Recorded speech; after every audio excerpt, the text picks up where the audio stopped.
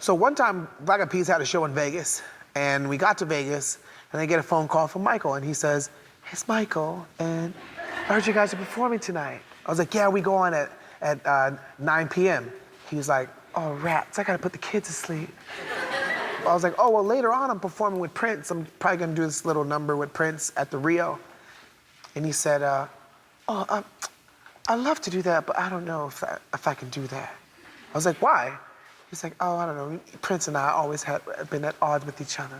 I was like, "Oh, no, let me call him on the phone, and I'll call you right back. I think everything will be great."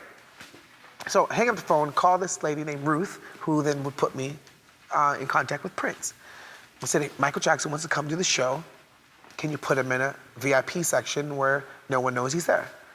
So Prince said, "Oh yeah, we could arrange that." So I got off the phone, called Michael Jackson and said, "It's set, everything's gonna be great." We walk him to the VIP room, get off the stage, go sit down with me, Prince, and his manager, and Chris Tucker. So then Prince is playing the bass, walks off the stage, walks to our area, our section where Michael Jackson's at. Now say, for example, you're Michael Jackson, I'm Prince. And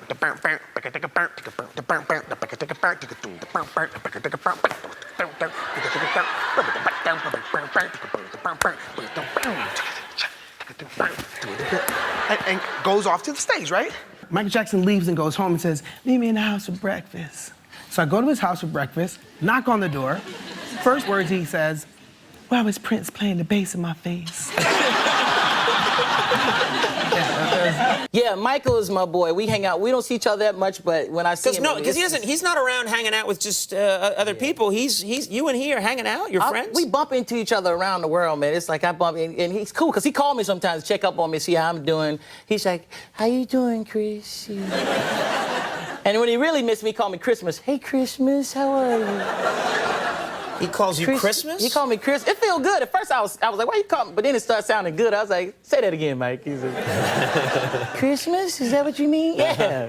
Do you ever go in public anywhere with Michael Jackson? Because what's that like? You know what? We go to the movies sometimes. We go to the movies. Both of us like going to the movies. So we go to the movies, but it's hard because Michael got to sneak in the movie right before it starts. So Michael come in there like with a ninja suit on. He's hiding and all black. All of a sudden, I'm sitting there, "Where's Michael?" And then I turn around. He's like, "Hey, Chris." I'm like, "Oh, man."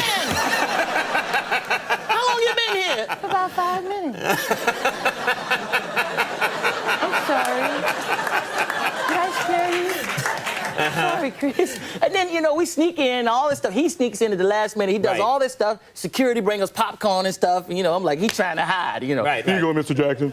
Yeah.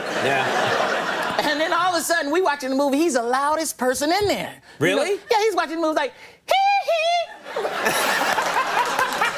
I say, "Michael, would you shut up before people see you?" "I'm sorry, it was funny, Chris." Yeah.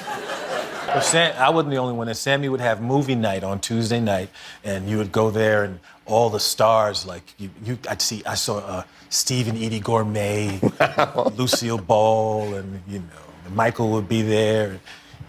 Michael Jackson. Okay, I don't know. I thought Jordan for a second, and I was like, oh no, maybe Michael Jackson would be there. He watched Cocoon there? Mm-hmm. He was behind the door at first because there was too many people. There's too many people in the room. He was hiding behind the door. I said, "Eddie, come on." And I went behind the door, and then we would stand behind the door, and I was like, "What the hell?" There's so many people in there.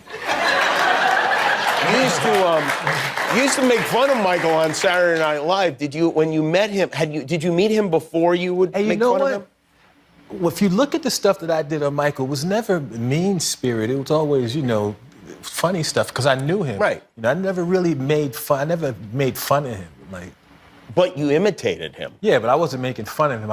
He was Michael, and I was doing funny Michael stuff. Did he always talk like that in private conversations? That high-pitched Michael voice? No, his voice wasn't as high like that in person. Yeah. Did you ever get to meet Bubbles, the chimp? Yeah, I met Bubbles, but Bubbles... he had Bubbles and Michael had like a real zoo at his house, and with a big zoo with giraffes, and I mean he had a facility, a thing that was so big that giraffes was walking around and like, ugh.